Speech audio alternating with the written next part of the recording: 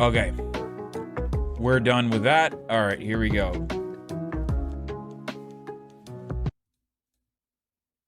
There we What's go. up, dude? How you doing? I'm doing all right, man. Nice beanie. Thank you. Got the idea from a certain streamer. Yeah. Yeah. The impact that I've had on online discourse is pretty devastating. It is. So Okay, I agree with this. You want to know why? The amount of impact that Turks have had on this platform is devastating. Because I have learned how to swear in Turkish due to Hassan, and I have learned how to be an absolute horn dog due to Amaranth. Siktir lan.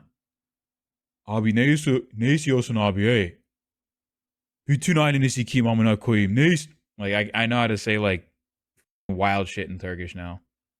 Tell us a little bit about tell us a little bit about your background, who you are, what you do, and then we'll get to talking about India. Yeah, so no problem. So my name is ArunAnnow. For those of you who don't know. By the way, ArunAnnow, Anno is literally older brother in Tamil. So even my name, yeah, Anna is literally older brother in Tamil. That's sick. So it's the same. His face absolutely lit up when I said that. You look a lot younger without the beanie. Because I'm younger than, because I am younger than, I'm younger than him, yeah. He's what? He's 30. He's 31 or something, 32 or something. I'm 26. He's like 6 years older than me. He's like a proud like older brother looking at like, oh my god, I did this. It's the same exact concept as Hassan Ali. Okay, love that. Yeah, exactly. That's so fire. It's literally like I've marketed myself as like the Indian version of you, literally. Okay. Okay. Hopefully your Indian haters are not as vicious as my American hog haters. They're worse. Yeah, no, Indian hogs are way worse. I've said this on multiple different occasions. Indian hogs are another level of deranged. Indian hogs are like, Hassan doesn't get it, which is understandable. I don't want him to understand, like, I don't want him to deal with Indian hogs. Indian, like, we call them sungis or bucks. Yeah, no, Indian hogs are next level racist. I didn't tell him like half the stuff that happened to me. Like that's like because he doesn't get it. Like I'll give you an example. I made fun of Rajputs, like Rajput pride on Twitter one day. And what happened was those Rajput North Indians literally sent me a picture of a dead Tamil rebel leader with a hole in his head. Like they sent me a picture of the corpse of a dead rebel leader in response, as to be like, oh yeah, what the Sinhalese did to your people was like, yeah. Sungis are way more vindictive and way more insane. Yeah, Sungis are too comfortable because they enjoy systemic privilege in the BJP right now. Like, motherfuckers have literally come into this chat and called me slurs. Like, just because, like, I speak out against, like, caste and shit. Yeah, Velupillai Prabhakaran was the leader of the LTTE in Sri Lanka. So they sent me a picture of that dude dead, as to be like, what the Sri Lankan government did in terms of like genociding your people was awesome. Like Indian chatters, I think there was a particular podcast that shall not be named that literally did a segment on like how insanely racist Indians are. And like Indians will literally put white people to shame in terms of like how racist we are. It's crazy. They're worse. Okay. They're absolutely fucking worse. All right. So let's talk about it. So sure. Give us a little bit of background on the Khalistan independence movement and what is going on. Who Hardeep Singh Nijjar was. Am I saying that right? I don't speak Punjabi, so I can't really 100% estimate like what that guy's name. Let me actually figure out how to pronounce this dude's name. Actually, I'm not going to bother. There's no Wikipedia article on it. The Khalistan movement in India was a separatist movement, largely in Indian-controlled Punjab. The idea behind the Khalistan movement was that there were a bunch of Sikhs that wanted to... Okay, so this oversimplified... Okay, so basically what I did was I oversimplified all of this. So the real story behind the Khalistani movement is, for the most part, it was kind of astroturfed by the Congress Party. the reason that the Khalistan movement got as popular as it was partially because in the 1977 elections, Congress was pretty wiped out, right? And so Johnny Zail Singh, which was the state leader at the time, wanted to basically Johnny Zail Singh, Gyani Zail Singh wanted to basically take votes from Akali Dal, which was a more conservative. Akali Dal is a more conservative Punjabi party. You can say that. And so basically, they supported Bhindranwale. I shout out in the chat that was propped up by the Congress. Yes, I didn't have time to mention it to him. I wish I did. There are lots of things that I mentioned here that gave him the wrong idea. So I'm going to correct the record here. But basically, Bhindranwale was basically propped up by the Congress because Bhindranwale was basically the sort of super extreme candidate that Congress wanted to prop up against Akali Dal, which are the right-wing Punjabi party, right? Right-wing party of Punjab. But Bhindranwale went rogue, obviously. And that's how we got the Khalistani movement got to where it was right now. So it was basically, think of it like this. You know how people, for all the Americans in the audience, you know how people got very tilted that Democrats were basically propping up very conservative candidates? Or like, for example, how the Democrats propped up Donald Trump?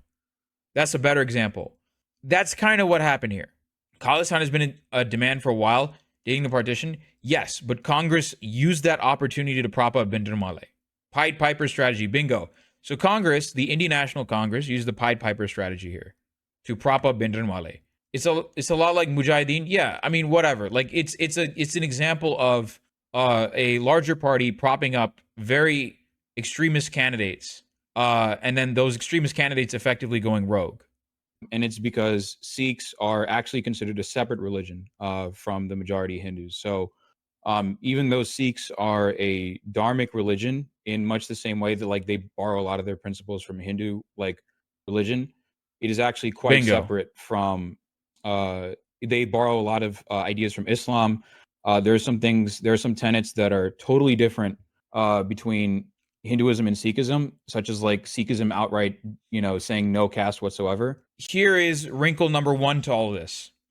So Sikhism, on paper, says caste is bad, caste is evil, get rid of caste. That is what it says on paper. The truth of the matter is, and this gets to why Khalistan movement in India is actually not as popular as people are making it out to be, and why this is all just, a fuss about nothing for the matter. The reason is Sikhs also practice caste. There is such a concept called Dalit Sikhs, and that gets to the other element of Khalistan. Khalistan was largely supported by Jat Sikhs. So Jats are the dominant caste of Haryana, Punjab, and Himachal Pradesh. They're a dominant caste in much the same way that, for example, Gaundars or Tevars are a dominant caste or Mudaliyars are dominant caste in Tamil Nadu. They're not Brahmins. They're not at the top of the food chain, or like how Kamas are in Andhra or Reddys are, right? They are a dominant caste.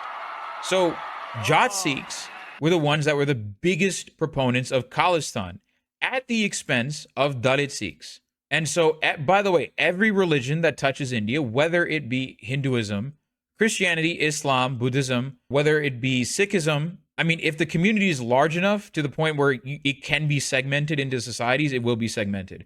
It will be segmented into castes. That's the thing. Not Tevars or Gaundars. Those are OBCs. Jats are forward Sikhs. Well, okay, that's what I'm saying is even though they belong to different categories, they're still dominant in that region, is what I'm saying. Like, yes, the difference is Tamil Nadu's caste makeup is very different than Punjab's caste makeup, basically. It's like Nayars, basically. That's probably the best way of describing it. The overall idea is that these Sikhs wanted to separate from the Indian government because... Exactly. The former Congress CM was a Dalit Sikh. Exactly. They weren't being given enough autonomy. And so some people within this movement basically turned to militancy. And dominant doesn't mean the most population here.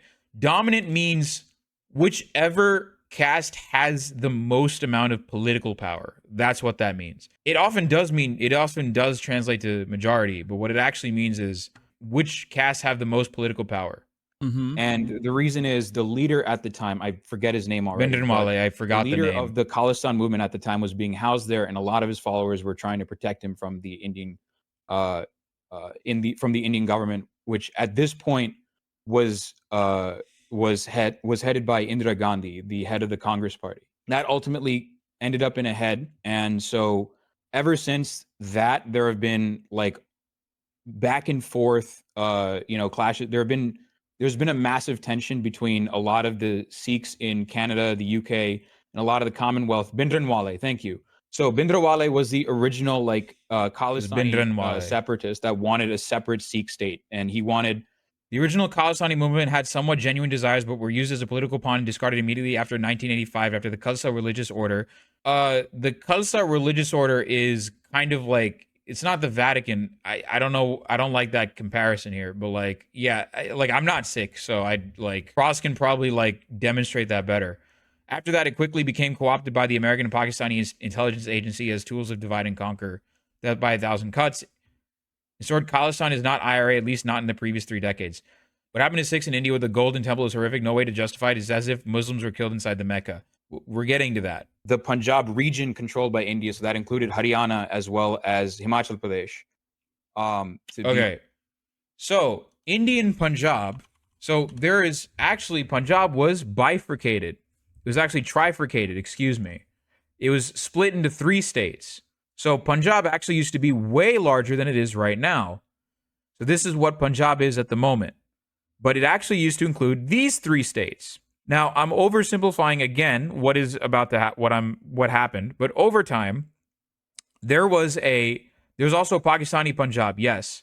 So Punjab originally was split down the middle by the Brits. Basically what happened was here, Pakistani Punjab, you have the second holiest site for Sikhs. The holiest site is in India, is in the Indian side. But I think the most populous city in Punjab as a whole, Lahore, went to Pakistan. At its height, Punjab Empire also had some of Kashmir. Some Khalistanis also claimed Kashmir as part of Khalistan, yes. But overall, what happened was another thing that happened to basically marginalize the Sikhs even more was these regions were basically they were Hindicized.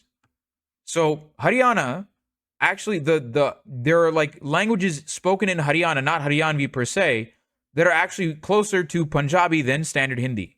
There are languages spoken in Himachal Pradesh that are closer to standard Punjabi than to standard Hindi. But what happened was, especially for Himachal Pradesh, was that the North Indian government, the government of India, which was largely headed by Nehru and a lot of other North Indians, a lot of other Hindi-speaking North Indians, wanted to they aroused sentiments. Basically, they aroused feelings in these 2 states saying like, oh, you're not Punjabis.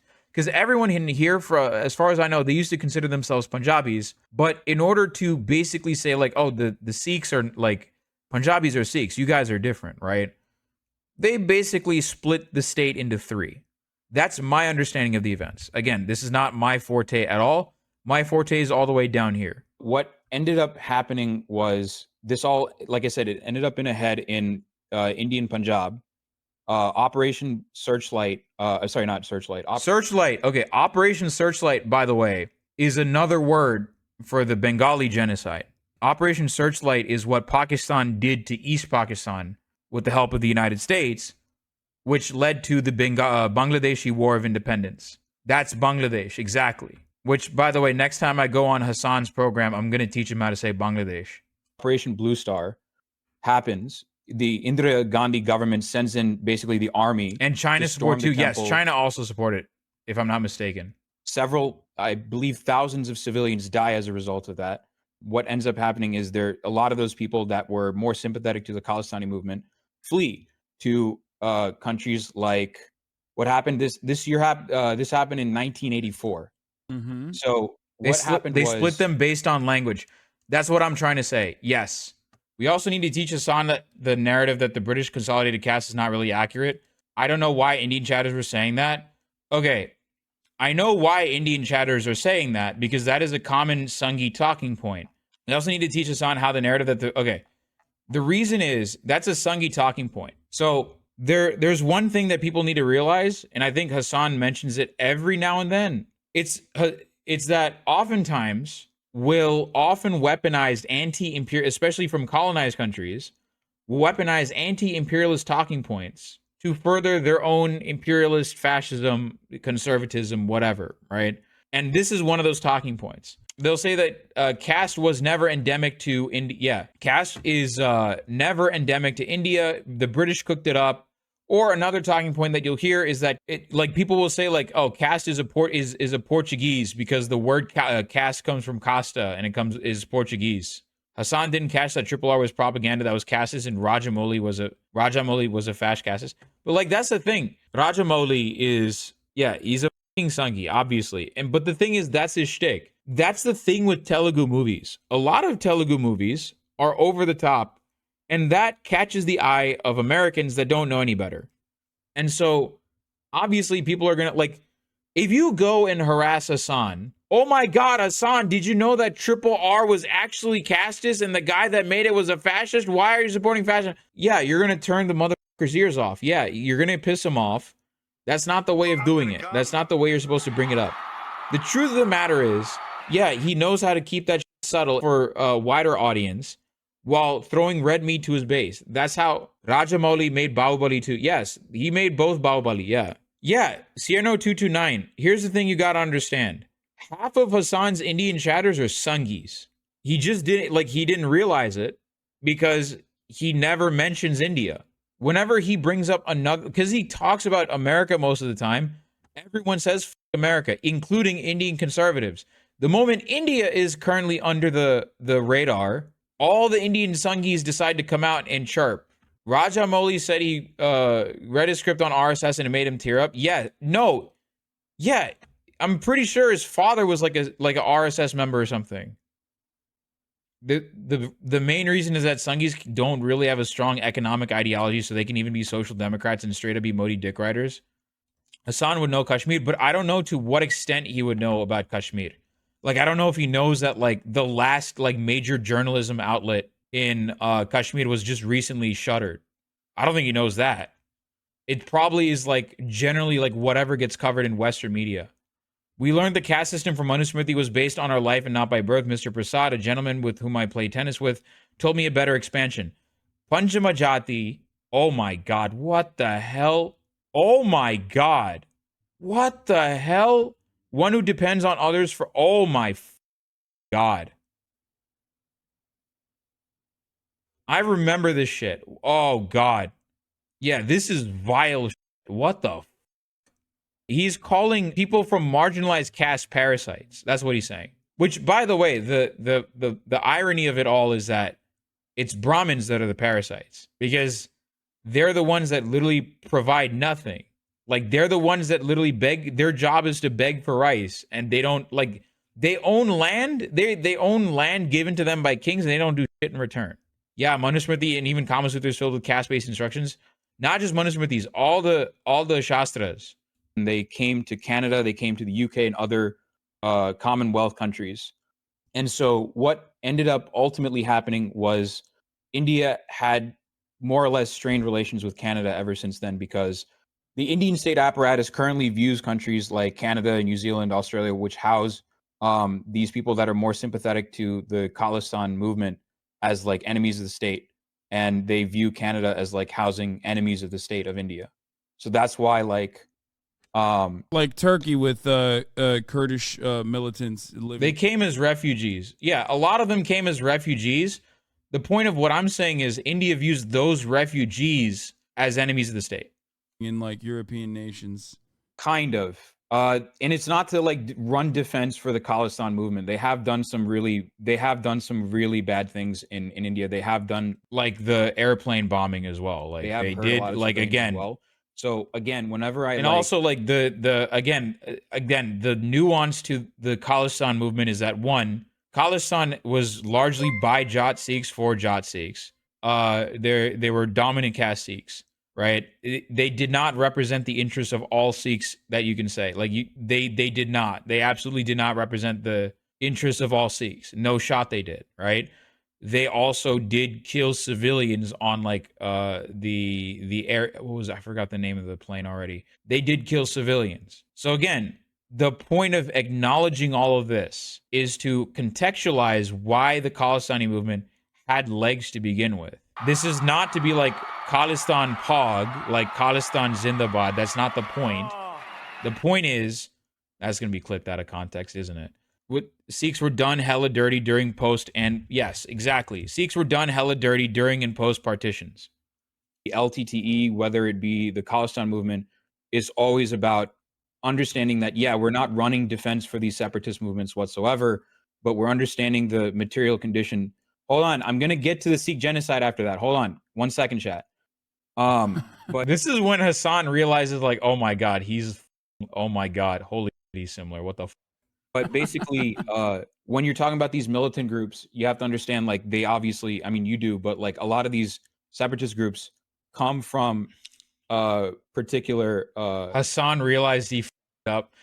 Hassan realized he created a monster, and that he created Frankenstein. Sikhs were not particularly treated well back then. They're particularly not treated well right now. It's the reason that he's about to have a Keck weight moment in Punjab has largely gone down in comparison to what it used to be. Was basically they successfully squashed it. It's okay. So what he's saying here is correct. They did quash the movement entirely, but the reason is they didn't just quash the movement. There was some level of economic development that happened in Punjab that reduced the need, and that the material conditions of certain people were improved such that they didn't feel like they had to join this new movement. They didn't have to join Khalistan. And that's usually how that works. The reason that a lot of Naxal activity went down is due to social democratic reforms. It's due to welfare reforms. That's the reason a lot of Naxalite activity went down. It is most of the Khalistan supporters in Commonwealth countries are not like any significant threat to the Indian state apparatus.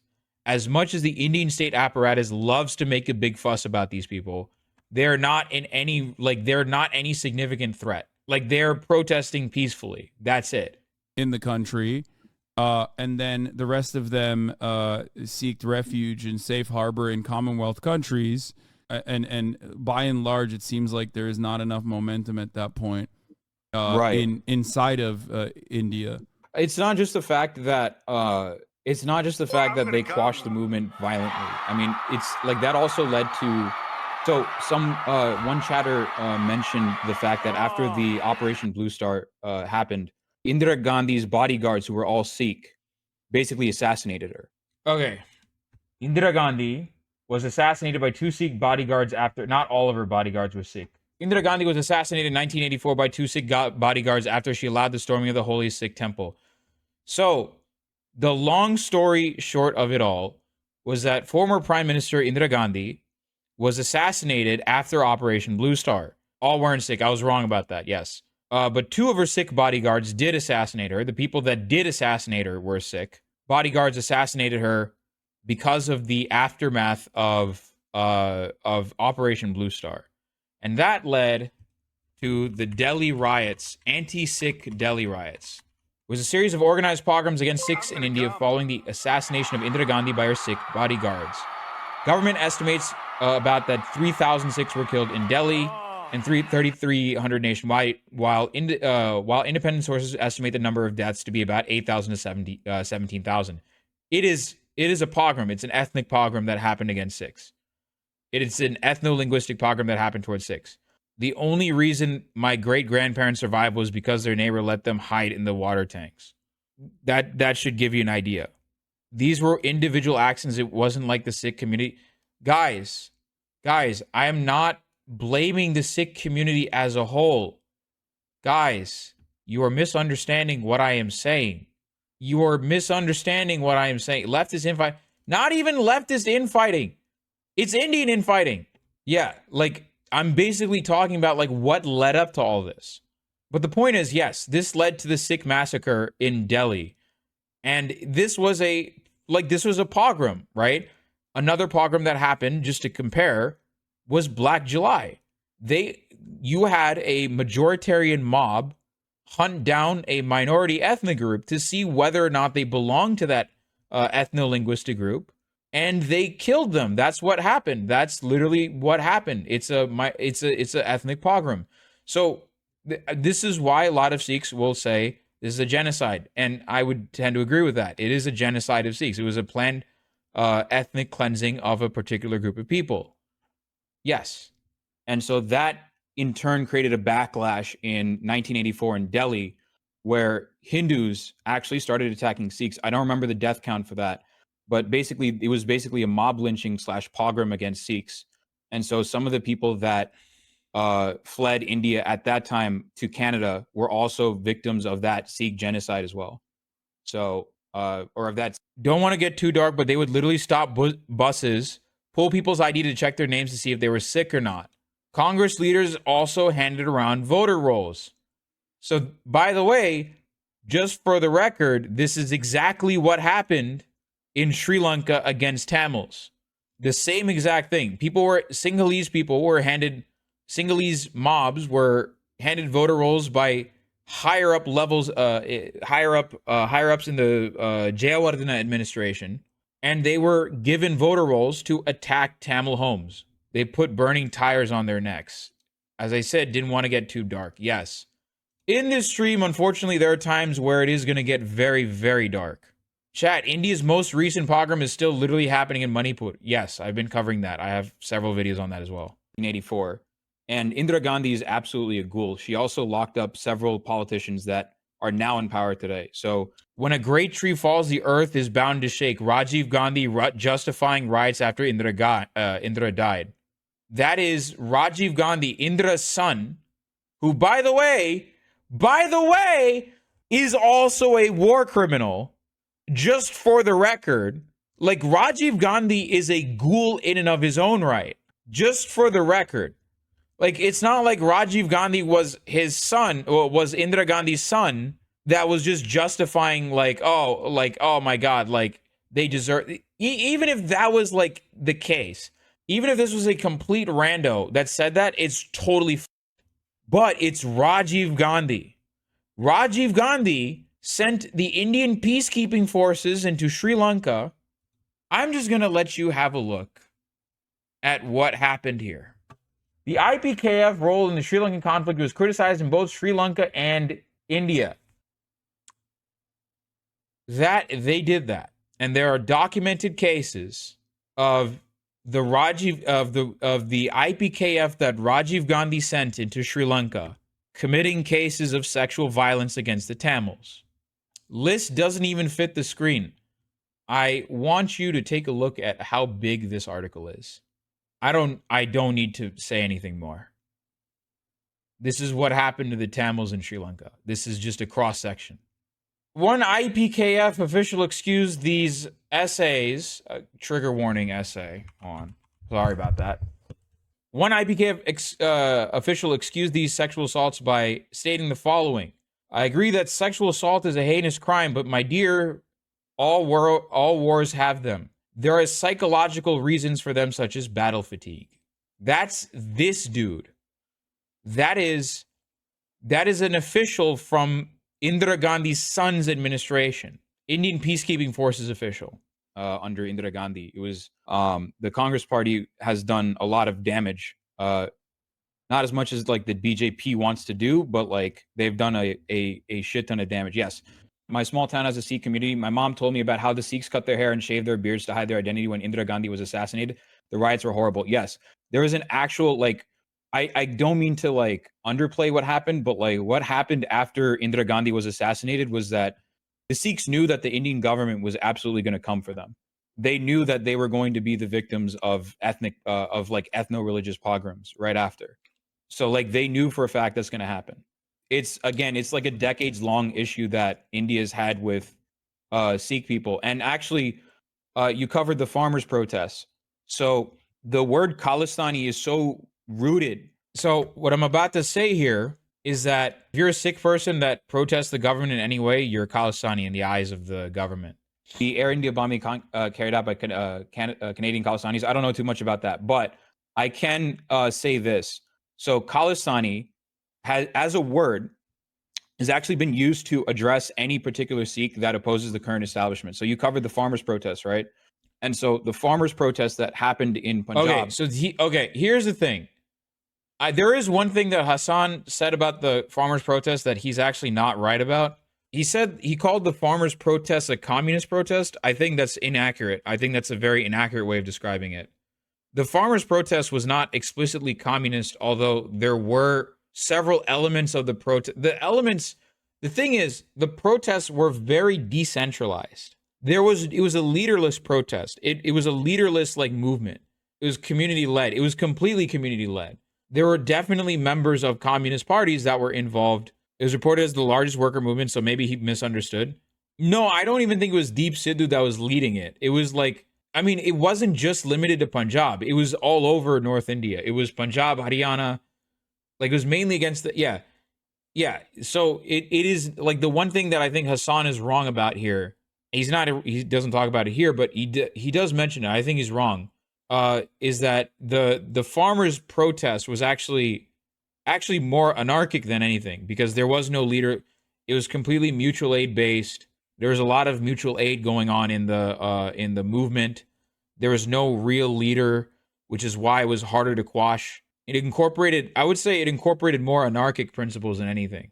One of my Malayali friends from Kerala, his name is Pranav Jeevan P. He actually did a study on. He talked about this.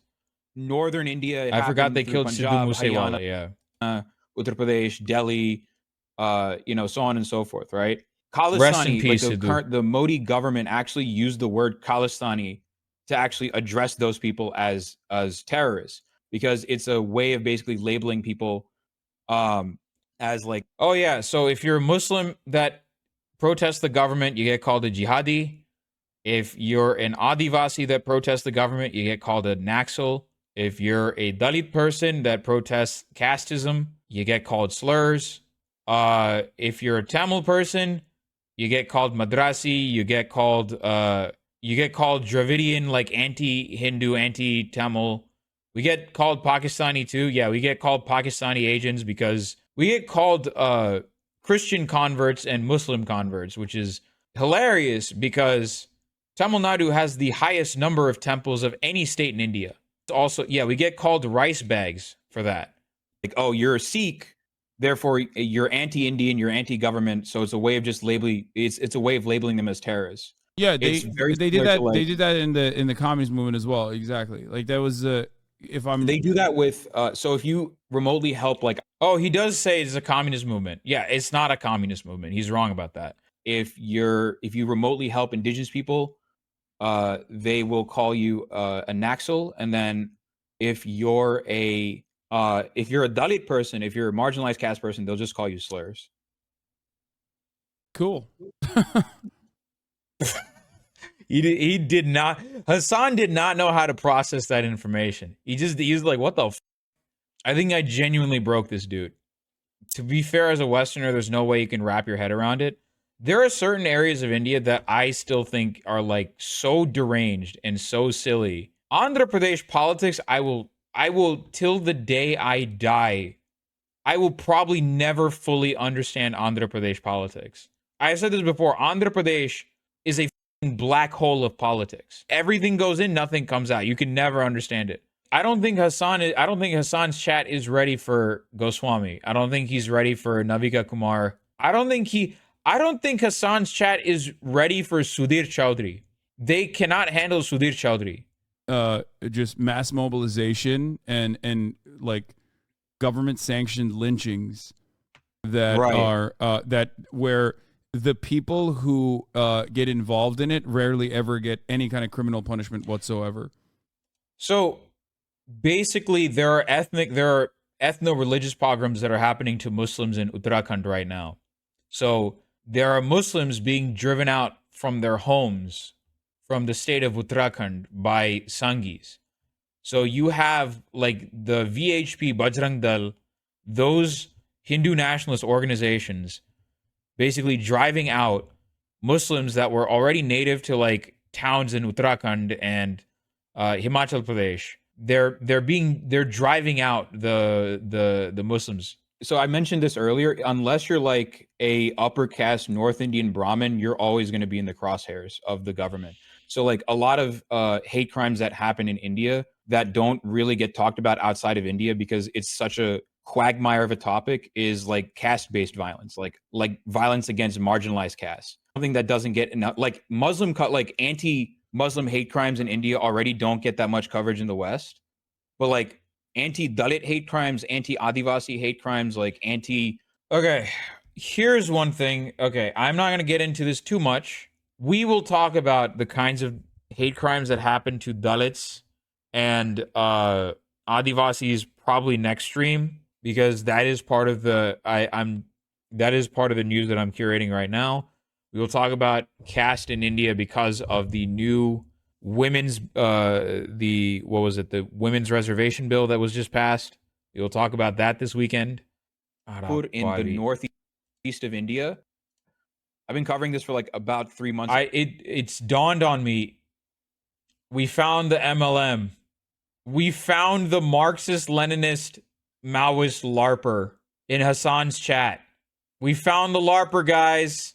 Why do you have a problem with Naxalites? The Naxalites are actually in the jungle fighting the war for liberation. It's the Communist Party of India, which has been occupied by bourgeois landlords, that has totally co-opted the Naxalite movement for self-serving purposes.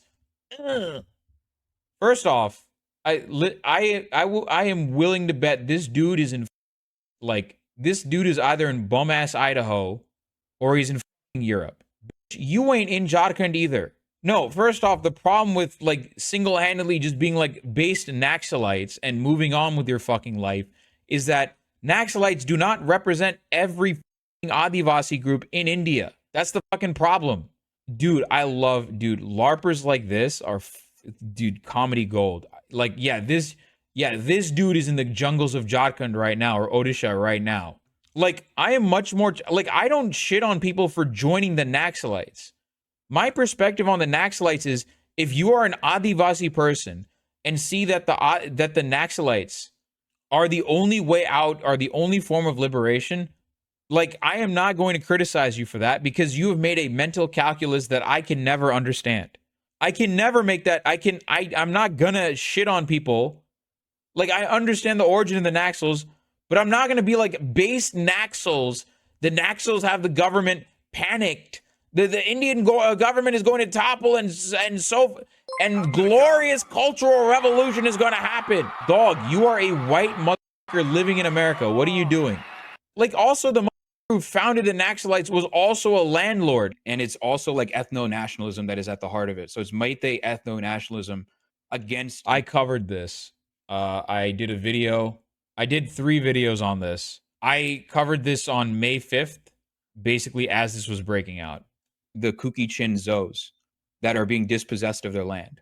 So the idea is, so basically, like, if you belong to a minority identity that the government can weaponize against you, they will do it. They absolutely will do it.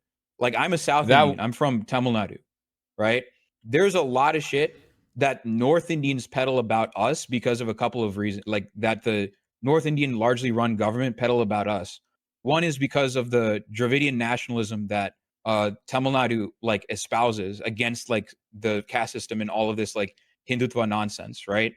The second thing is like Tamil Nadu's like more nice, I guess, to Muslims and Christians than the kind of communal sectarianism that you see in the North is not a thing in the South. So basically, a lot of the violence that you see against Muslims, that is largely going to be happening in places like Madhya Pradesh, Uttar Pradesh, Gujarat, Haryana, so on and so forth. It is not going to be happening in the South, where it usually doesn't happen.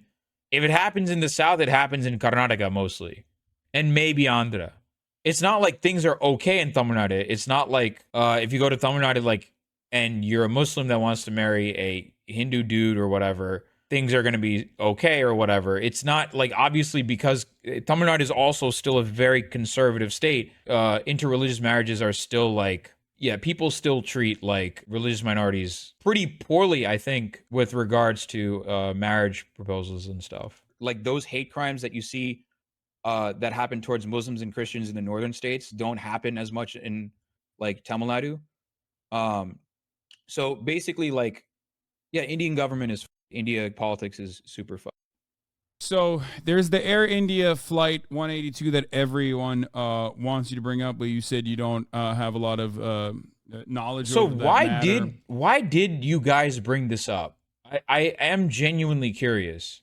An Air India flight operating on the Montreal London a flight that was basically, sorry to cut you off. It was a flight that was basically flying from Montreal the to Bombay. That's what I thought. It was the Sanghis that brought it up. From Canada to Bombay, which is why they're bringing it up as well, because it's a Canada and India thing. And basically, we didn't. Not you guys, but like there were certain people. It wasn't us. I'm assuming that it was the Sanghis for sure. It was the Lib and the Sanghi chatters. They're a sort of specific like militant so that the Sanghis could justify the killing. That's what I figured. That's what I imagined. There's some evidence that suggests the intelligence communities knew but didn't act. Z was actually pressing on that tonight. That is a Khalistani separatist group. Of course Z was. There are multiple different organizations that call themselves like Khalistani because for them, Khalistani. One thing I've noticed is things happen in America and the world sees it. Yeah. Like you're just describing the frustration that I've had trying to get other people to cover the stuff that I've covered. Like there have been times where I've gotten very frustrated that like, oh, no one cares about the situation in Manipur. Where it's literal, like it's a genocide that's happening against indigenous people. Okay, so they're like, I don't know why the reason why people bring this up, but like, is that the justification for the assassination? That's like, why I don't understand. A lot of your chatters are going to be like, a lot of your chatters. I said this, like, I think Nerd that was promised said like this earlier. A lot of your chatters are basically libs and or conservatives, but you just didn't notice it until now, because now you're covering, and now you have me on, because like. I shit talk these guys all the time. Like I literally like.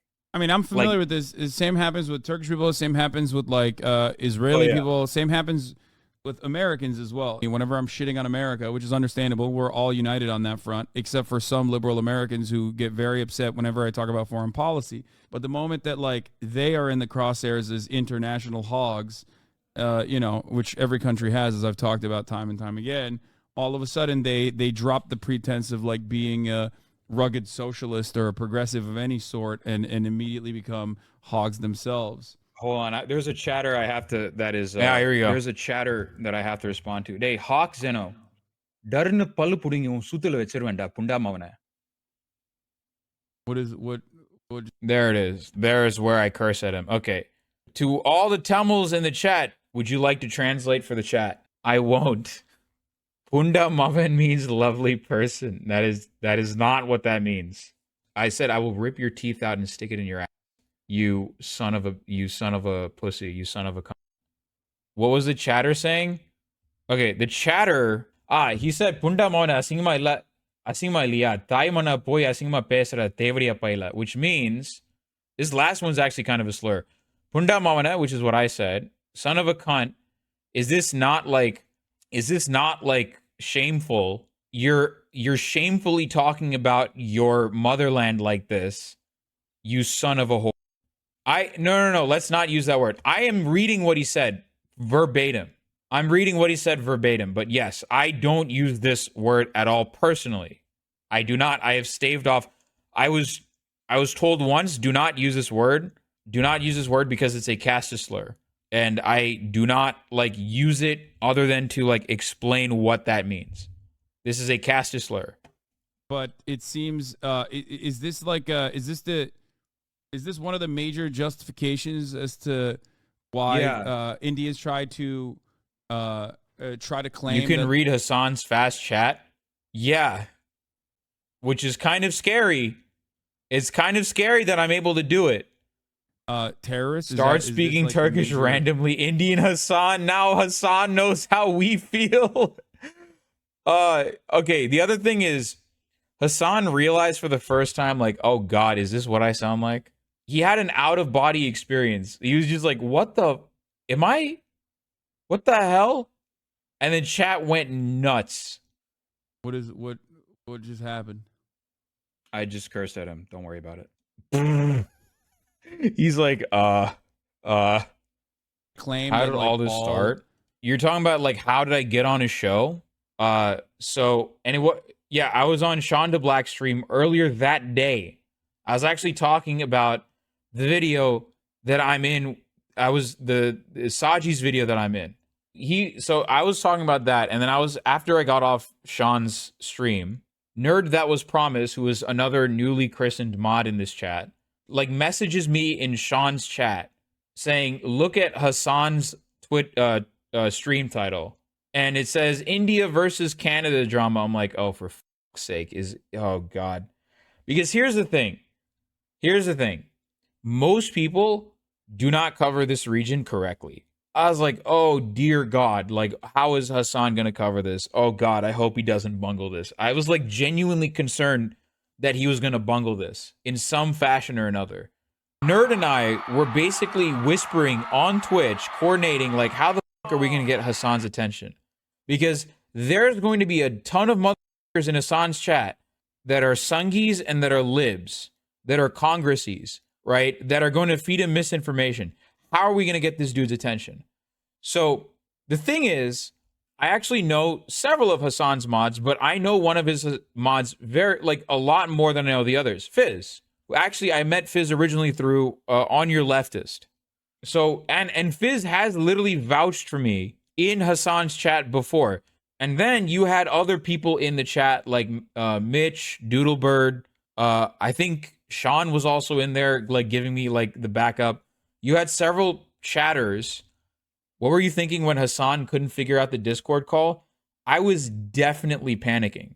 I was like, oh God, what the fuck is going on? Because I DM'd what I thought was Hassan's account. I don't know what the fuck I messaged then. Because Hassan was saying like, I don't know what you're talking about. I didn't receive any message from you. I was like, wait, then who the fuck did I message? So I originally told him like, yo, by the way, I stream, I cover this. This is what's happening, right? This is what I think is going to happen. And he pulled up and he's like, yeah, by the way. And we were just going back and forth. And it's like, listen, dude, if you ever want to have me on to talk about Indian brain rot, just have me on. And then that's when all of the panicking started. And he's like, yeah, I can have you on right now if you're available. And I was like, okay, cool. Let's do this. I'm down. Let's do this. I was like, you know what? I'm going to join some random channel. So I joined Sports K Kona, and then one of the mods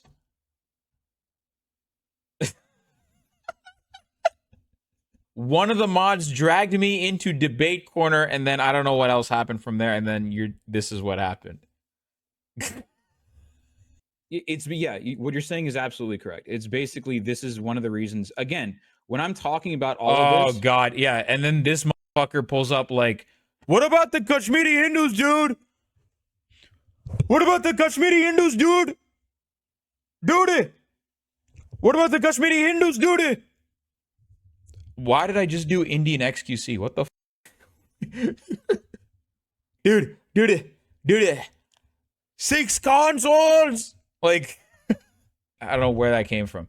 Feeling proud Indian accent. Saab Changasi! Saab Changasi! Sorry, I had to. 150,000 Hindus. I can do a decent Arnab impression. The nation wants an answer. The nation wants to know. Are you an anti? Don't be an anti-national. Don't be an anti-national.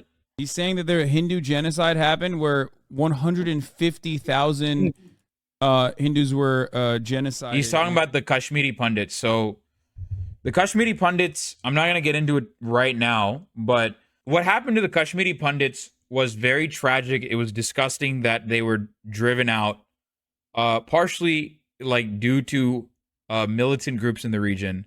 But yes, what happened to the Kashmir pundits was absolutely unacceptable. There was a mass exodus of Kashmiri pundits. That was true. They were driven out of Kashmir due to militant activity in the region, and they were targeted specifically by militants.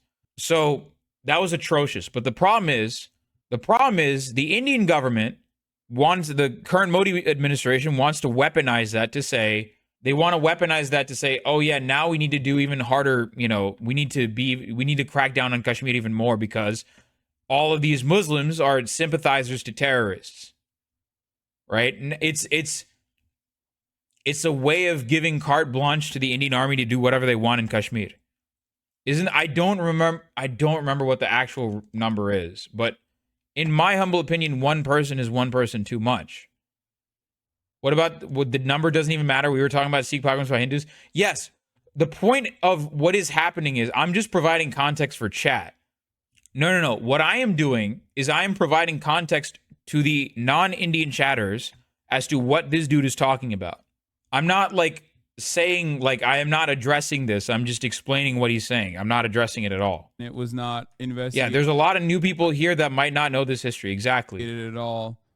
Is he talking about the? I think I know what he's talking. Is he talking about Kashmir?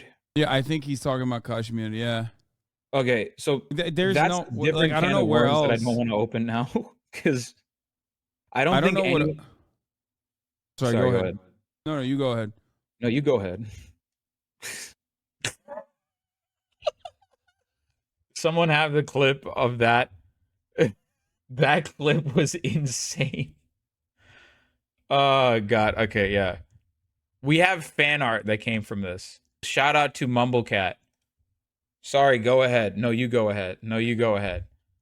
Actually, so I did promise, so I did mention, I do want to mention one thing before, like, I don't know how long you want to have me on here, but there is a sort of thing that I did want to talk about, and maybe you can have me on for like a different discussion on this like later. It's not necessarily tangentially related to India.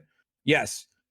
Show me Yomi. Khalistani reminds me of the Tamil Tigers. Great transition. Absolutely transition. Are you pro LTTE? I am not pro LTTE. The LTTE literally threatened to assassinate my grandmother. They literally threatened to suicide bomb my grandmother. I am not pro LTTE. They literally threatened to assassinate my family. It's a long story. I've said this on multiple occasions. I'll say it later. But this is a sort of ongoing ethnic cleansing that is ethnic cleansing genocide that's been happening. It's like asking, no.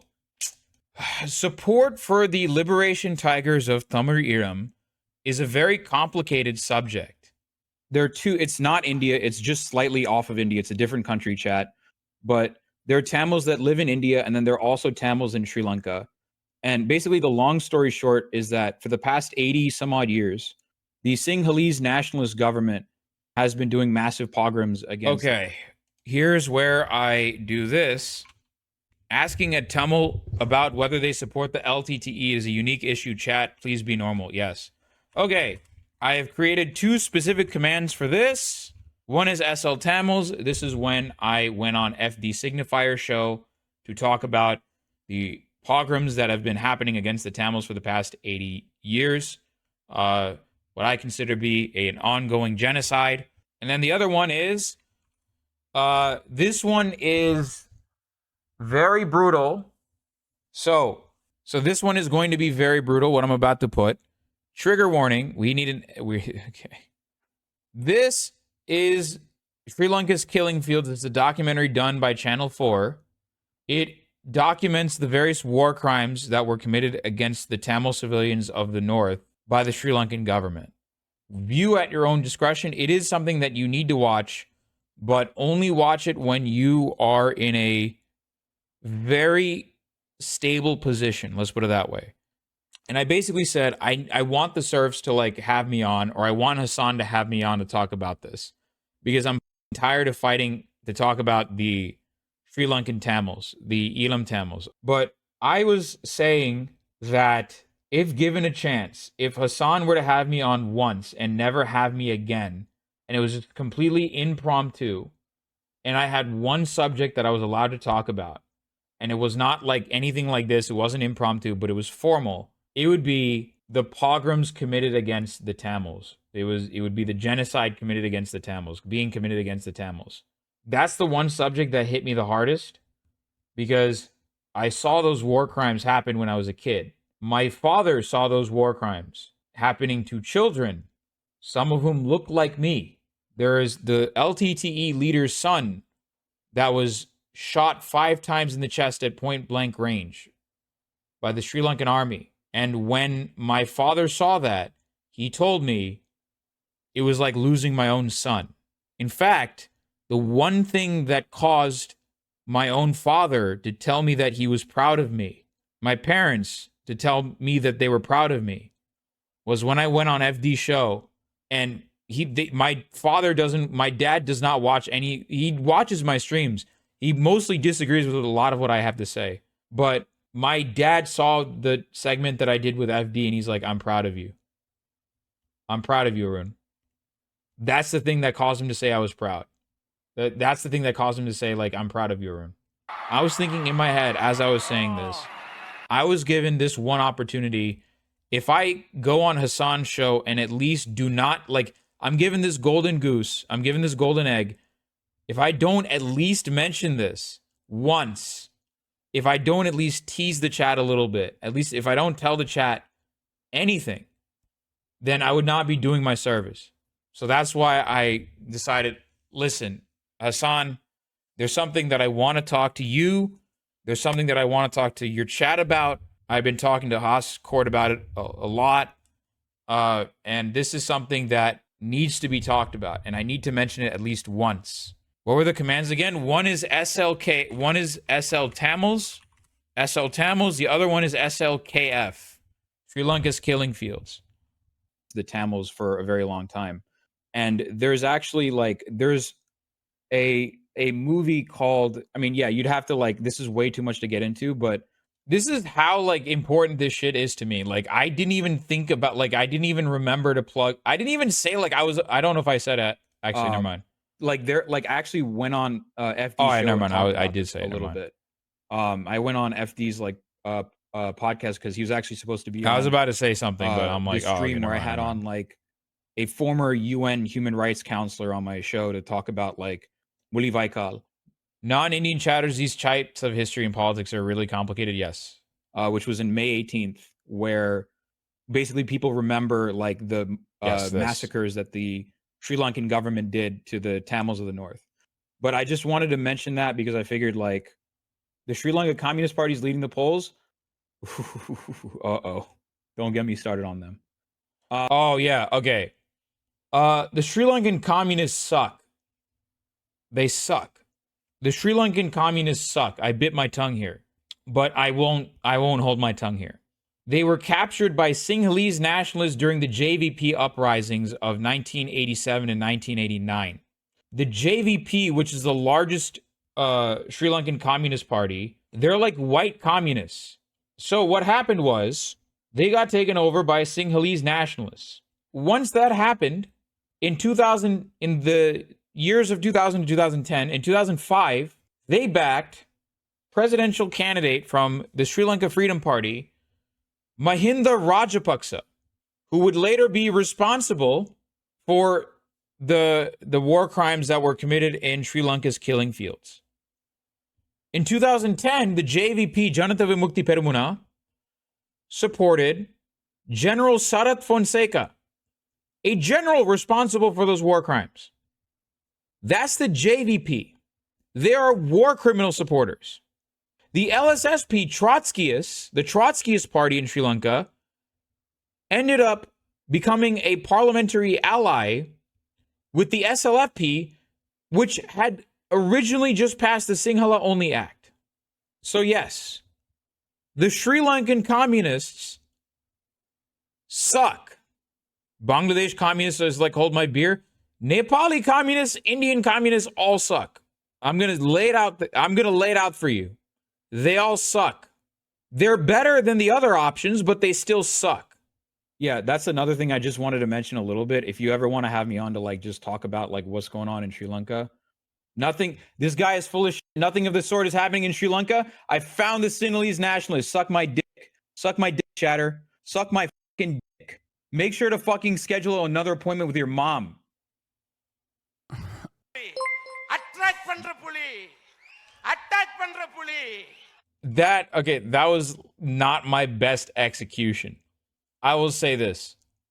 Okay. Sorry about I apologize. I just noticed I apologized. So you want to talk about He's like, oh God, what have I done? Hassan was like, what the have I done? I just wanted to see how well I did with like Hassan's chat. I just like there's a part of me that wanted to practice like sniping chatters and shit. Yes, as Shepard Voss Normandy says, I am from the only state in India that still has a communist government in power, and I can confirm that they're center right at best. Communist parties are being infiltrated by upper caste class people is a common thing in South Asia. Yes. Yes. You want to talk about the what's going on in Sri Lanka as well at a separate point? Yeah, sure. Okay. We can do that. But so what is your overall, let's summarize it before I move on to some other stuff. Asian Hassan wait. Brown Hassan, I love him. Oh my God, please better Hassan. This is like when Miles Morales met Indian Spider-Man. It seems like from where hold on. What is this? The riots in Sri Lanka was because of the official language, not because of their ethnicity? Wrong. Wait, first off, hold on a second. Was because of the official language, not the ethnicity. What do you think a defining portion of the ethnic, what do you think a defining difference between the Tamils and Sinhalese was? Oh, that's right. We speak different languages. That's right. We speak very different languages. What's your overall perspective on... It seems like, from where I'm standing, it seems like the Khalistani separatist movement is not as popular. It's not. It might get outsized coverage in the Western world due to a lot of people who are purged or sought refuge in Commonwealth nations as a consequence of the aftermath of Operation Blue Point and purges against Sikh people in India. So there is definitely, it seems like there's more, I say Blue Point.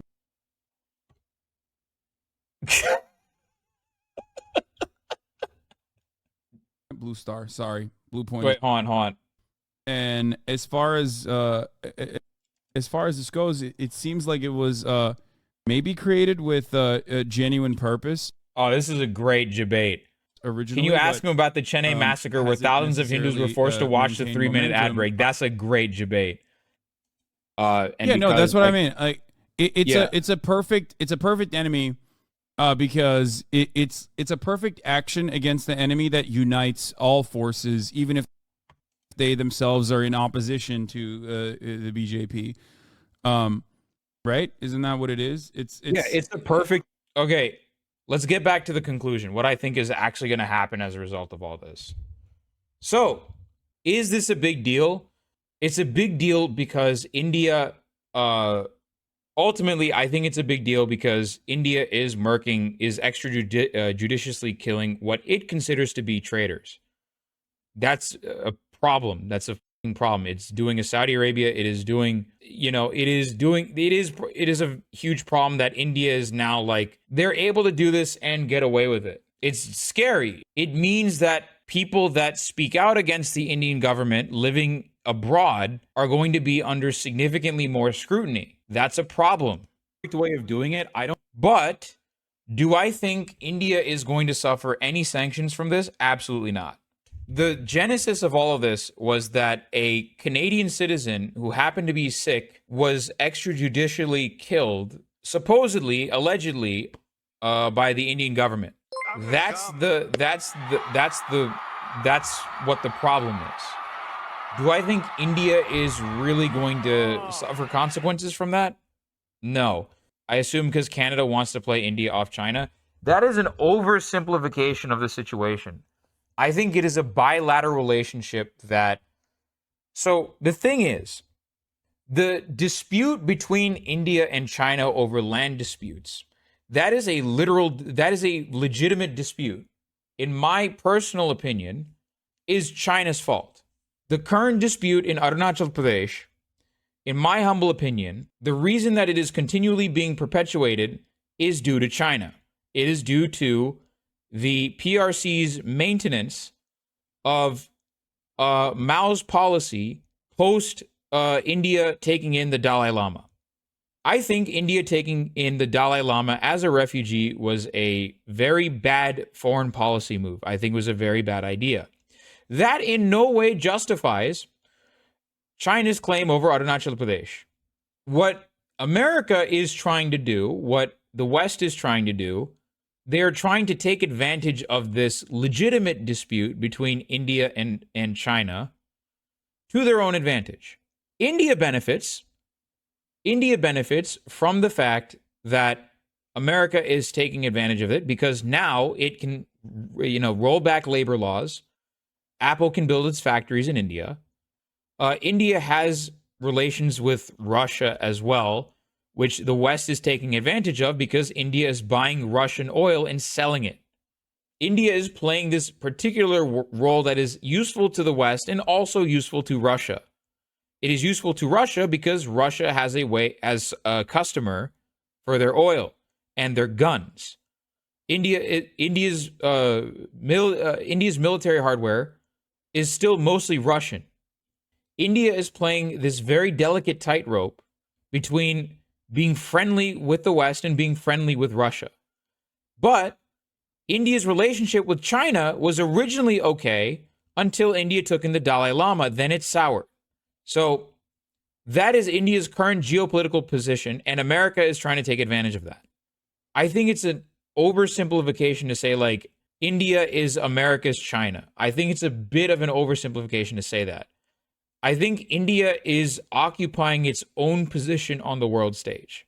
My personal humble opinion is that it is the relationship with India and America is not as direct. I wouldn't call India a vassal state of the US. I would not say that. And I would also not call Sri Lanka a vassal state of any country for that matter, because Sri Lanka's entire situation is totally different. So, but what do I think is going to happen? Nothing. I think ultimately what is going to happen to the BJP is they're cracking. I think BJP is cracking. I've said this before, and I'll say it again. I think the BJP is beginning to crack. And the reason I thought BJP was over last election, INC sucks too. I have no confidence coming cycle two. No. Here's why I think Congress has a shot. I think, first off, they don't have to win outright. They can deny BJP they can deny BJP a majority. They can deny BJP a majority. That's all they need to do. They don't need to do anything else. BJP will lose a lot of seats, but will still come to power in 2024. The development work record has been really good regardless of the social brain rot. No. First off, India doesn't need to win UP. They don't need to win UP. They don't need to win MP. They just need to steal seats from BJP, which they can do. They took back Karnataka completely, and they took back Himachal Pradesh. They have a shot. It is a matter of whether Congress plays their cards right now. I don't think that they're going to necessarily nab any Congress voters from here with this particular issue. Yeah, they're not like I think what Hassan was going for here was like, is BJP going to like be able to grab Congress voters from here? And I don't think that's the case. I don't even like Congress. Dog, I have a seething hatred for Congress. Like, Rajiv Gandhi is still very fresh in my mind. I don't like Congress either. Because this new coalition is like, there's a new India coalition. Friend of the show, On Your Leftist, was in the chat. It's called India, INDIA. That's the name of the coalition. Ultimately, I think this is going to fizzle out.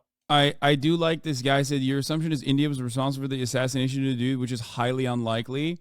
Another fool who thinks he understands Indian politics but doesn't. Yeah, dude. Yeah, dog. Yeah, I don't understand anything about Indian politics. Yeah, good one, chatter. I love Sungis who try to condescend to people like me, thinking like, oh, you just saying like, oh, you don't know anything about Indian politics. Ew, you don't know anything about Indian politics. It's like, you understand that like I don't just do this on my own. Like, I talk to lots of Indians all the time. Udayanidhi Stalin making comments about Sanatan Dharma didn't go well in the north, and BJP will use it against India Alliance. It's not gonna. That's also a nothing burger. Like, exactly. Like, they don't already call people anti-national. Like, they're not gonna throw anything. like Yoda with a gun. You gotta understand, the North isn't going. They've already been calling Tamils anti-nationals. Like right here, for example, all the South Indians are also anti-nationals. They even try and talk. They try to avoid talking Hindi or learning Hindi because they think Hindi is for uneducated people. Yeah, they're already calling me anti-national. Like, Fiery Ice 12 is an amazing chatter. I'm not gonna say that word. Yeah, it's one of those things. Yeah, Fiery Ice, absolutely based person. Okay, I hate saying the word based. I don't know why that word. yeah, it was I BJP hate supporters. I hate it so much. It like I agree. It's they base so much. They got me saying it. I hate it. That's another point of agreement. I hate the word base. I hate that word. The BJP supporters are saying we didn't do it, but if we did, it was epic. Yes, literally, it's one of those. It's like it's one of those things that the BJP would literally say. Like BJP supporters would literally say. Thank you so much for coming on. Thanks for having me. Where can people find you? You can find me at ArunAnnow at twitch.tv/ArunAnnow, ArunAnnow. We're going to continue on with our coverage. Everyone needs to calm the down. Okay. I didn't know that there was a Indian Hasanabi out there, and now it's canon. It's canon. Are you single, Arun? Yes, I am single. I know.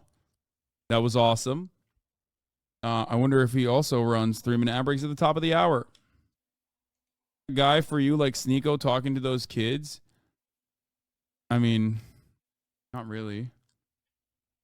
I get what that chatter's trying to say. Like, my influence and impact is apparent. I mean, it is definitely significantly better and more positive.